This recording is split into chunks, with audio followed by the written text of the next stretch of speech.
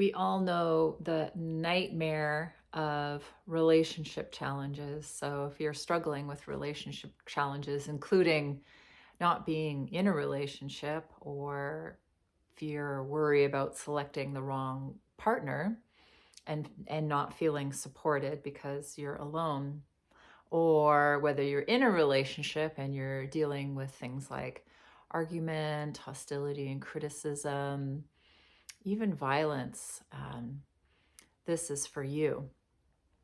These are the things that can be some of the worst experiences in life, and we know the extent to which we feel supported in relationships really affects our well-being.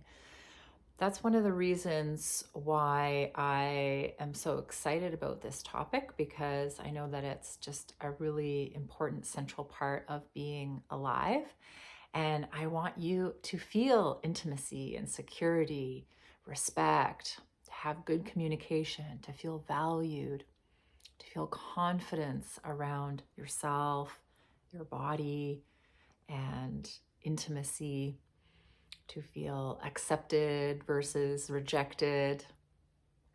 And to a large part, relationships can contribute to us feeling less depressed and less anxiety and just feeling more optimistic in general about our future, happier and satisfied, and having a sense of just understanding about all those around you and a sense of general well-being. And I'm attempting to help you with this today by talking about relationship competence.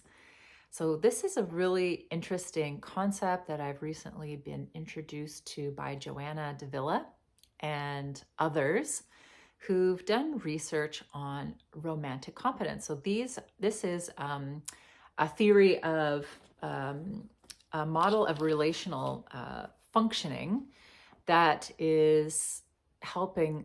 helps us to understand healthy versus unhealthy relationships.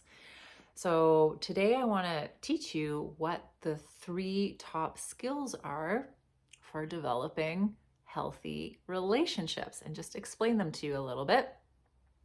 And then near the end, I'm also going to share with you a way that you can develop these skills in a program that I'm offering that starts this month called the Relationship and Intimacy Self-Mastery Program, which I'm really excited about.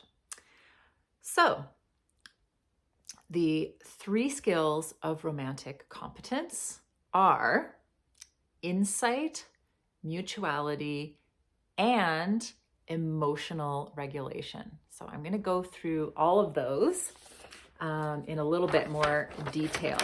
And I'll also post a link to the research below so you can look at it. This is all evidence-based research based on a variety of theories and other research into healthy versus unhealthy relationships. So the first one is insight. Insight is ability to think about yourself and others in a manner that shows an awareness of your own and your potential partner's needs, goals, motivations, and effect on others. So how you affect others or how others are affecting you. So awareness around these things. Awareness of the consequences and awareness around the causes of consequences. Awareness of causes of consequences and behaviors, and also your ability to learn from experience. So insight might be that you are stressed about something in particular and it's an issue for you, but then to have the awareness that you are actually blaming another or projecting your feelings onto another. So this takes a lot of insight and awareness, because often the things that we blame and criticize and project on others they're subconscious to us. So having a greater awareness of um, why you behave the way you do, maybe how and why you sabotage yourself in relationships, what your needs are in relationships, and what your partner's needs are. These are all things that you can learn to become more deeply aware of. And I tackle this through somatic and different meditative processes to really be able to connect deeply to yourself and understand um, yourself so that you have that awareness for yourself and for others. The second romantic competence skill is mutuality. So mutuality takes into account the needs of yourself and others and an attempt to maximize the outcomes for both your needs and the other's needs. So it sees your need, you see your needs and your partner's needs as important, and not just seeing the needs as important. Here's where the action comes in. So we can have the awareness that we need to do certain things like exercise or take time for ourselves. But in this skill set is the actual action that you take also to fulfill those needs, thereby making your needs important or the other's needs important. The action can also be the way you assert your needs. So it can be communication tools, communication skills, or how you respond to the needs of others, your partner. When you are putting mutuality into action, then you feel cared for and respected and valued by yourself and your partner. You can also respect and care and value your partner, and you can feel respected, cared for, and valued by your partner. So mutuality is very important. There's lots of skills there that we're going through in the relationship and intimacy self-mastery program, like communication skills and skills to tune into what your needs are in the first place. And it can be difficult, as I know from experience, to even understand that you have needs and to understand that your needs are important. These are the kinds of things that get really damaged in relational trauma. So this kind of stuff can come from a time when you're really young. And so these skills might need to be developed and worked on for you to be able to have a healthy relationship. And the last of the romantic competence skills is emotional regulation. So we've all been in those situations where perhaps you were talking with, or maybe you were angry in a situation, and from that example, you've probably experienced how it does not go well.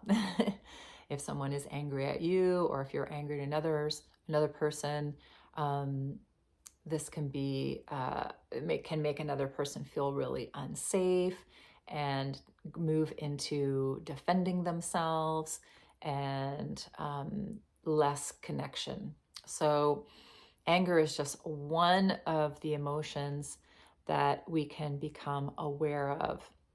So emotional regulation is really about becoming aware of your emotions, being able to express your emotions adaptively, the ability to tolerate uncomfortable feelings in the body, and to keep things into perspective. When you have emotional regulation, you can be feeling your own challenging emotions, but become more able to contain the emotional charges in your body, you can become more elastic in being able to hold your own emotions, and then you can learn to become more committed to what you need in that moment. This is a form of self-respect. And then when you're able to take care of your needs in those moments, then regulating the emotions can also help you think a little bit more clearly about what decisions to make and what actions to take. Because if you are outside of what we call our window of tolerance, that's a nervous system lingo for when you're losing it, it's difficult to think clearly and to make good decisions and to take good actions. So emotional regulation helps you learn how to return to the window of tolerance, to return to a regulated emotional state, and how to basically just manage, your emotional state.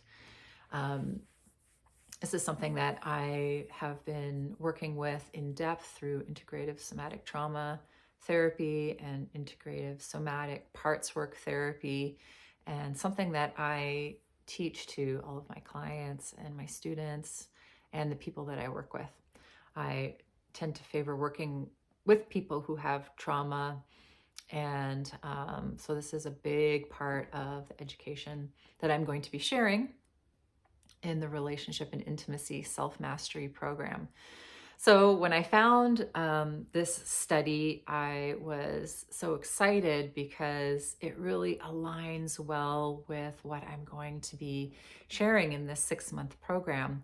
And I want you to feel happier and more successful in your relationship. And these are some of the skills that I've really been cultivating and developing for myself.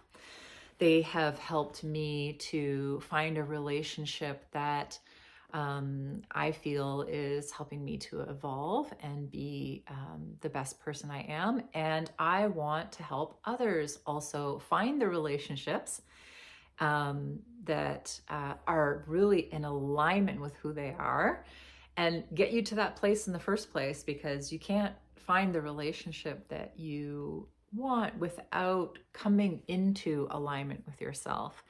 So over the period of 6 months, we're going to be doing practices on a weekly basis that helps us to become more aware of ourselves, to learn to emotionally regulate, and to learn all of the skills for mutuality.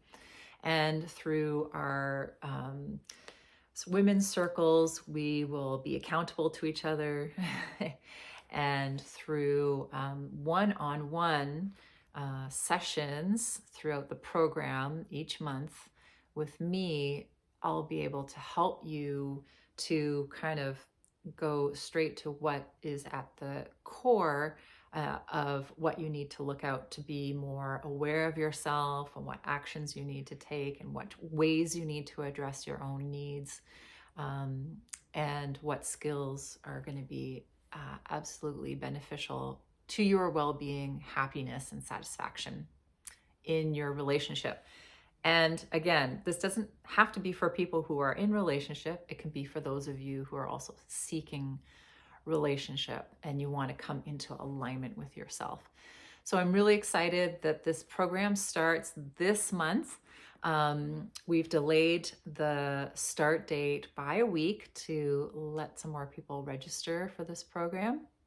So if you're interested, please take me up on a free 30-minute Sensual Wisdom discovery session. That's where I can chat with you about some of the things that you feel challenged by, and kind of show you a mini plan of how we might work on those things over the 6 months together, you and I.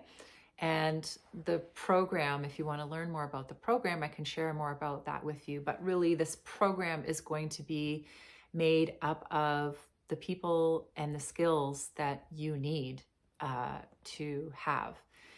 So I hope to help you develop that. Just take me up on that 30-minute free session link below. And I look forward to meeting you and talking with you. And please also check out my website, wildlywoman.com, on the courses page to see more about the relationship and intimacy self-mastery program starting this month.